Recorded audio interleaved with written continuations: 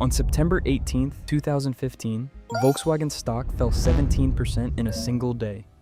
$26.8 billion in market value. Gone before markets closed. Their CEO resigned the following morning. Their diesel cars were banned from sale across the United States. The reason was a single sentence from the U.S. Environmental Protection Agency. For 6 years, Volkswagen had been selling cars they called clean diesel. Every one of them was producing nitrogen oxide at up to 40 times the legal limit. Not in one country, not in one model. 11 million vehicles, 6 years. Every emissions test on Earth passed. The fraud was not uncovered by any government agency. It was found by 3 graduate students in West Virginia who drove a Volkswagen Jetta from San Diego to Seattle. This is how they did it, and what it cost. Volkswagen, Audi, Porsche, Lamborghini, Bentley, Bugatti, one company, 12 brands. Volkswagen Group sold 10.1 million vehicles a year. They had just surpassed Toyota. CEO Martin Winterkorn had grown the company from 6.2 million vehicles in 2007 to 10.1 million by 2014. Winterkorn was known for precision. He would crouch beside vehicles on the factory floor. Colleagues described him as obsessive about quality, a man who noticed millimeters. Clean diesel, better for the environment. 500,000 Americans bought it. Environmental awards. The Clean Diesel campaign was built on a piece of code that Volkswagen engineers had quietly installed in every diesel engine management system since 2006. The code had one job: to make sure the car passed its emissions test. Whatever happened on the road after that was a different matter. Emissions testing follows a standard procedure. The vehicle is placed on a dynamometer, a rolling road in a laboratory. The wheels spin, the car does not move, the steering wheel does not turn. Speed follows a precise, predetermined pattern. A technician measures nitrogen oxide output from the exhaust. Between 2009 and 2015, every Volkswagen diesel submitted for testing passed its emissions certification. In the United States, in Europe, in Australia. Regulators certified them, customers trusted them, Volkswagen collected the awards. The software worked as follows. During a laboratory test, speed follows a completely predictable pattern.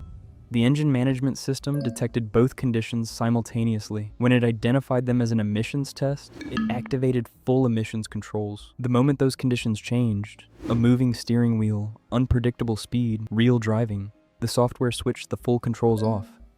Nitrogen oxide output rose to between 10 and 40 times the certified level. Volkswagen's engineers called it a defeat device.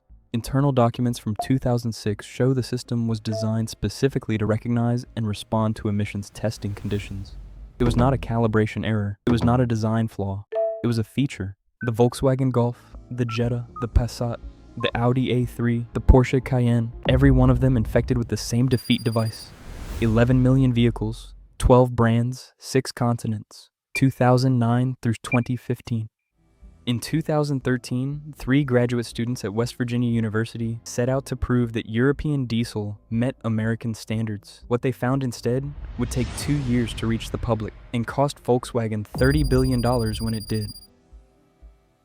They commissioned a study with an objective: demonstrate that European diesel cars could meet American emission standards in real-world conditions. The results were intended to support the case for cleaner diesel vehicles. They selected 3 vehicles: a BMW X5, a Mercedes E320, a Volkswagen Jetta TDI. They attached portable emissions monitoring equipment to each exhaust pipe and drove from San Diego to Seattle, 1,300 miles of public American road. The BMW X5 produced nitrogen oxide within acceptable range. The Mercedes E320 also. The Volkswagen Jetta, 15 to 35 times above the legal limit. They tested it again. The results were the same. They tested a Volkswagen Passat, up to 20 times above the legal limit. They published their findings in May 2014. The paper noted that a defeat device was one possible explanation. Volkswagen's CEO Martin Winterkorn received an internal memo. The memo described the West Virginia findings. The memo had one problem. It contained 2 words Volkswagen could never take back. They had one option that ended cleanly: admit it, stop selling, fix the cars. They chose a different option. When regulators came asking, Volkswagen had answers ready. The irregularity, altitude differences, temperature variations, specific driving conditions, perfectly reasonable explanations, perfectly false ones. 6 months later, a recall, software update, Problem solved, they told customers. California tested the updated cars. The defeat device was still running. It wasn't solved. Nothing had changed. Volkswagen said they'd look into it. 300,000 more cars, every one of them illegal. 16 months in, California stopped being polite. Explain it completely now. We're not when 2026 Volkswagen gets sold in this state. Volkswagen's engineers sat down with regulators and told them what the CEO already knew. The defeat device was real. It had been running since 2006. The question Volkswagen spent 16 months burying was about to be on every screen on Earth. Within hours of the announcement, Volkswagen stock fell 17% on the Frankfurt Exchange. September 21st, minus 23% total. September 22nd, minus 35% total. $26.8 billion. 4 days. Winterkorn issued a public statement. He expressed regret. His initials had appeared on the memo that used the words defeat device. 2 days later, Volkswagen confirmed the full scale. Not 500,000 vehicles, 11 million. The following morning, Winterkorn resigned. Every Volkswagen diesel in America received a stop sale order. The world's largest automaker had suspended sales of its most important product in its most important market. The financial consequences took years to fully resolve. $2.8 billion criminal fine. Guilty plea to 3 felony counts. $1.5 billion. Regulators. $10 billion. Buying back every car they sold. $1 billion. German prosecutors. £193 million. Settlement to 91,000 UK vehicle owners. $15 billion in direct penalties alone.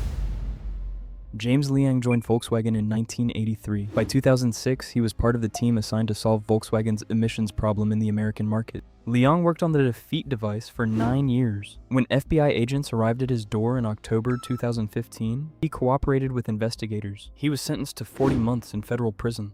Oliver Schmidt headed Volkswagen's Environmental Compliance Office in the United States. His role involved communicating directly with American regulators during the period the defeat device was operational. He received the maximum available sentence, 7 years in federal prison. Martin Winterkorn was indicted in the United States in May 2018 on 4 counts of fraud and conspiracy. Germany does not extradite its own citizens. Winterkorn has not faced criminal charges in Germany. As of 2026, he has never stood trial.